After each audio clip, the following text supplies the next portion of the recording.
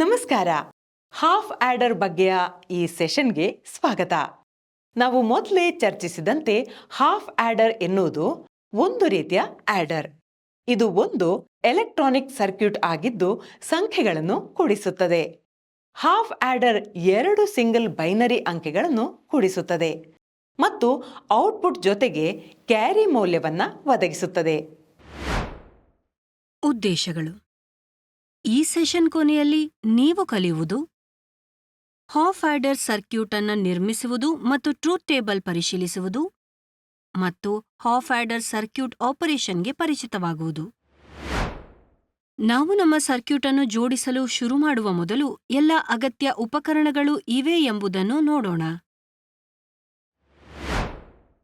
ನಿಮಗೆ ಈ ಕೆಳಗಿನ ಟೂಲ್ಸ್ ಮತ್ತು ಉಪಕರಣಗಳು ಬೇಕು: digital trainer kit 1, digital multimeter probes ಜೊತೆಗೆ 1, ವೈರ್ ಸ್ಟ್ರಿಪ್ಪರ್ 1 ಮತ್ತು ಟ್ವೀಸರ್ಸ್ 1.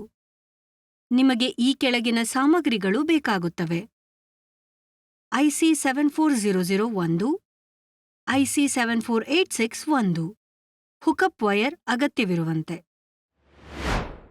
ಹಾಫ್ ಆಡರ್ ಎಂದರೇನು ಎಂದು ಒಮ್ಮೆ ರೀಕ್ಯಾಪ್ ಮಾಡುವುದು ಮುಖ್ಯ. ಹಾಫ್ ಆಡರ್ 2 ಸಿಂಗಲ್ ಬಿಟ್ ಸಂಖ್ಯೆಗಳನ್ನು ಬೈನರಿ ಅಡಿಷನ್ ಮಾಡಲು ವಿನ್ಯಾಸಗೊಳಿಸಲಾದ ಒಂದು digital circuit.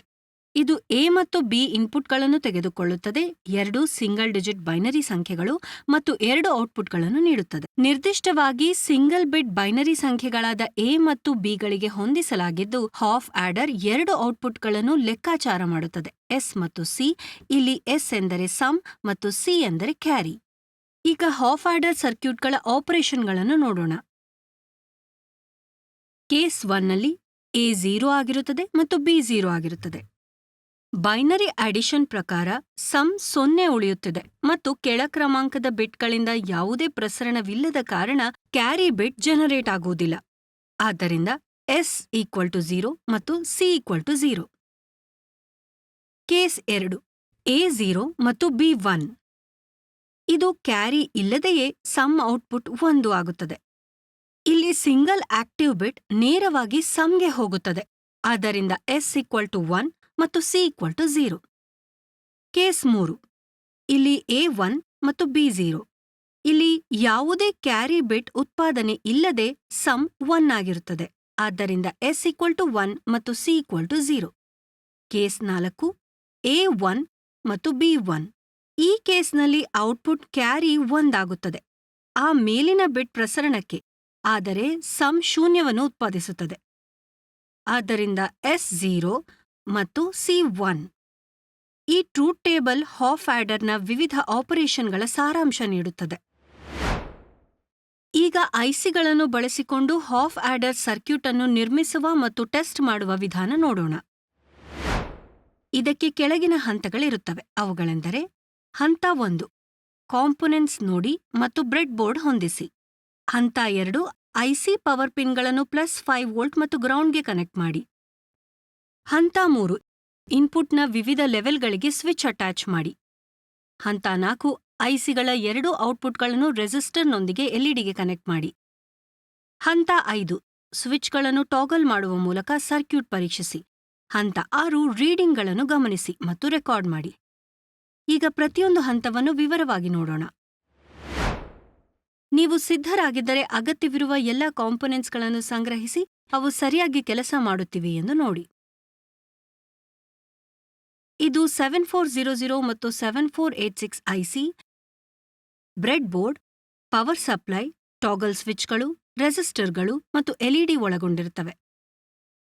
Digital trainer kit ಪರಿಶೀಲಿಸಿ ಮತ್ತು ಈ ಪ್ರಯೋಗ ಮಾಡಲು ಡಿಜಿಟಲ್ ಟ್ರೈನರ್ ಕಿಟ್ನಲ್ಲಿ ಅಗತ್ಯವಿರುವ ಎಲ್ಲಾ ವಿಭಾಗ ಪರಿಶೀಲಿಸಿ.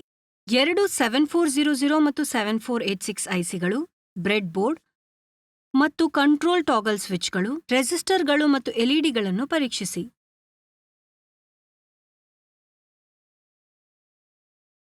ನಿಮಗೆ ಎಲ್ಲವೂ ಸಿಕ್ಕ ನಂತರ ಬ್ರೆಡ್ ಬೋರ್ಡ್ನಲ್ಲಿ 2 ಐಸಿಗಳನ್ನು ದೃಢವಾಗಿ ಮೌಂಟ್ ಮಾಡಿ.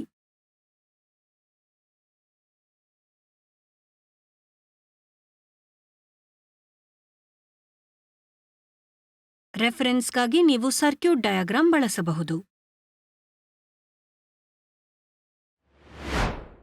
ಟ್ರೈನರ್ ಕಿಟ್ನ +5 ವೋಲ್ಟ್ ಪವರ್ ಸಪ್ಲೈಯನ್ನು ಬ್ರೆಡ್ ಬೋರ್ಡ್ನ ಪಾಸಿಟಿವ್ ಟರ್ಮಿನಲ್ಗೆ ಕನೆಕ್ಟ್ ಮಾಡಿ. ಮುಂದೆ 2 ಐಸಿಗಳ 14ನೇ ಪಿನ್ ಅನ್ನು +5 ವೋಲ್ಟ್ ಪವರ್ ಸಪ್ಲೈಗೆ ಕನೆಕ್ಟ್ ಮಾಡಿ.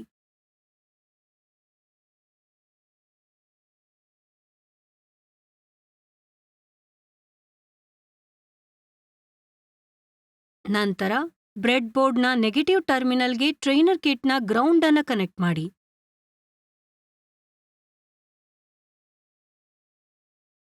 ಮುಂದೆ 2 ಐಸಿಗಳ ಪಿನ್ ಸಂಖ್ಯೆ 7 ಗ್ರೌಂಡ್ಗೆ ಕನೆಕ್ಟ್ ಆಗಿದೆ ಎಂದು ನೋಡಿ.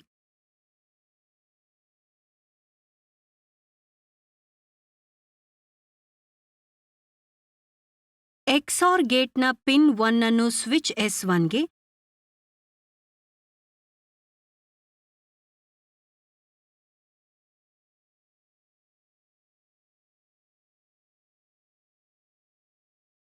ಮತ್ತು XOR ಗೇಟ್ನ ಪಿನ್ 2 ಅನ್ನು ಸ್ವಿಚ್ S2ಗೆ ಕನೆಕ್ಟ್ ಮಾಡಿ.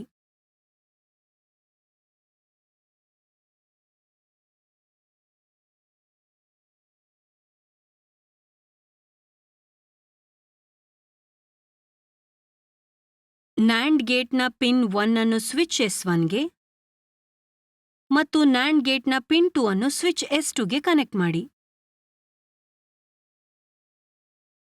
XOR ಗೇಟ್ನ ಔಟ್ಪುಟ್ ಅಂದರೆ 7486 ಐಸಿಯ ಪಿನ್ 3 ಸಮ್ ನೀಡುತ್ತದೆ. XOR ಗೇಟ್ನ ಔಟ್ಪುಟ್ ಪಿನ್ 3 ಅನ್ನು LED ಇಂಡಿಕೇಟರ್ಗೆ ಕನೆಕ್ಟ್ ಮಾಡಿ. ಇದು ನಿಮಗೆ ಸಮ್ ಅನ್ನು ನೀಡುತ್ತದೆ. ಕ್ಯಾರಿ ಪಡೆಯಲು ಮೊದಲ NAND ಗೇಟ್ನ ಔಟ್ಪುಟ್ ಅನ್ನು ಅಂದರೆ 7400 ಐಸಿಯ ಪಿನ್ 3, ಎರಡನೇ NAND ಗೇಟ್ನ ಇನ್ಪುಟ್ಗಳಿಗೆ ಅಂದರೆ 7400 ಐಸಿಯ ಪಿನ್ಗಳಾದ 4 ಮತ್ತು 5ಕ್ಕೆ ಕನೆಕ್ಟ್ ಮಾಡಿ. 7400 ಐಸಿಯ ಪಿನ್ 3 ಮತ್ತು 5 ಅನ್ನು ಪರಸ್ಪರ ಕನೆಕ್ಟ್ ಮಾಡಿ. ಎರಡನೇ ಗೇಟ್ NAND ಗೇಟ್ನ ಔಟ್ಪುಟ್ ಅನ್ನು ಪಿನ್ 6ರಿಂದ ತೆಗೆದುಕೊಳ್ಳಲಾಗಿದೆ ಮತ್ತು LED ಇಂಡಿಕೇಟರ್ಗೆ ಕನೆಕ್ಟ್ ಮಾಡಲಾಗಿದೆ. ಇದು ನಿಮಗೆ ಕ್ಯಾರಿ ನೀಡುತ್ತದೆ. ಟ್ರುತ್ ಟೇಬಲ್ನಲ್ಲಿ ತೋರಿಸಿರುವಂತೆ ನೀವು ಪರೀಕ್ಷಿಸುವ ಲಾಜಿಕ್ ಲೆವೆಲ್ನ ಪ್ರಕಾರ ಸ್ವಿಚ್ಗಳು 5 ವೋಲ್ಟ್ ಅಂದರೆ ಲಾಜಿಕ್ ಹೈಗಾಗಿ ಮತ್ತು 0 ವೋಲ್ಟ್ ಲಾಜಿಕ್ ಲೋಗಾಗಿ ನಡುವೆ ಟಾಗಲ್ ಮಾಡಬಹುದೆಂದು ನೋಡಿ. ನೀವು ಪವರ್ ಅಪ್ ಮಾಡುವ ಮೊದಲು ನೀವು ಜೋಡಿಸಿರುವ ಗೇಟ್ ಸರ್ಕ್ಯೂಟ್ ಪರೀಕ್ಷಿಸಿ. ಎಲ್ಲವನ್ನು ಪರಿಶೀಲಿಸಿದ ನಂತರ 5 ವೋಲ್ಟ್ ಡಿಸಿ ಸಪ್ಲೈ ಆನ್ ಮಾಡಿ. S1 ಮತ್ತು S2 ಸ್ವಿಚ್ಗಳನ್ನು ಆಪರೇಟ್ ಮಾಡುವ ಮೂಲಕ ಟೆಸ್ಟ್ ಶುರು ಮಾಡಿ. ಕಾಂಬಿನೇಷನ್ಗಳ ಪ್ರತಿ ಹಂತಕ್ಕೂ ಎಲ್ಇಡಿಗಳ ಸ್ಟೇಟಸ್ ಗಮನಿಸಿ. ಸ್ವಿಚ್ S1 ಅನ್ನು ಲೋಗೆ ಸೆಟ್ ಮಾಡಿ, ಸ್ವಿಚ್ S2 ಅನ್ನು ಲೋಗೆ ಸೆಟ್ ಮಾಡಿದಾಗ ಸಮ್ ಔಟ್ಪುಟ್ ಎಲ್ಇಡಿ ಆಫ್ ಆಗಿರಬೇಕು ಮತ್ತು ಕ್ಯಾರಿ ಎಲ್ಇಡಿ ಆಫ್ ಆಗಿರಬೇಕು. ಸ್ವಿಚ್ S1 ಅನ್ನು ಲೋಗೆ ಸೆಟ್ ಮಾಡಿ, ಸ್ವಿಚ್ S2 ಅನ್ನು ಹೈಗೆ ಸೆಟ್ ಮಾಡಿದಾಗ ಸಮ್ ಔಟ್ಪುಟ್ ಎಲ್ಇಡಿ ಆನ್ ಆಗಿರಬೇಕು ಮತ್ತು ಕ್ಯಾರಿ ಎಲ್ಇಡಿ ಆಫ್ ಆಗಿರಬೇಕು. ಸ್ವಿಚ್ S1 ಅನ್ನು ಹೈಗೆ ಸೆಟ್ ಮಾಡಿ, ಸ್ವಿಚ್ S2 ಅನ್ನು ಲೋಗೆ ಸೆಟ್ ಮಾಡಿದಾಗ ಸಮ್ ಔಟ್ಪುಟ್ ಎಲ್ಇಡಿ ಆನ್ ಆಗಿರಬೇಕು ಮತ್ತು ಕ್ಯಾರಿ ಎಲ್ಇಡಿ ಆಫ್ ಆಗಿರಬೇಕು. ಸ್ವಿಚ್ S1 ಅನ್ನು ಹೈಗೆ ಸೆಟ್ ಮಾಡಿ, ಸ್ವಿಚ್ S2 ಅನ್ನು ಹೈಗೆ ಸೆಟ್ ಮಾಡಿದಾಗ ಸಮ್ ಔಟ್ಪುಟ್ ಎಲ್ಇಡಿ ಆಫ್ ಆಗಿರಬೇಕು ಮತ್ತು ಕ್ಯಾರಿ ಎಲ್ಇಡಿ ಆನ್ ಆಗಿರಬೇಕು. ಇಲ್ಲಿಗೆ ನಾವು ಈ ಸೆಷನ್ ಕೊನೆಗೆ ಬಂದಿದ್ದೇವೆ.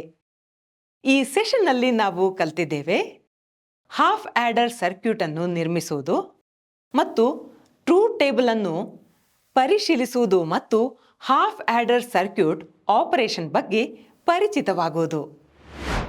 ವೀಕ್ಷಿಸಿದ್ದಕ್ಕಾಗಿ ಧನ್ಯವಾದಗಳು. ಮುಂದಿನ ಸೆಷನ್ನಲ್ಲಿ ಭೇಟಿಯಾಗೋಣ.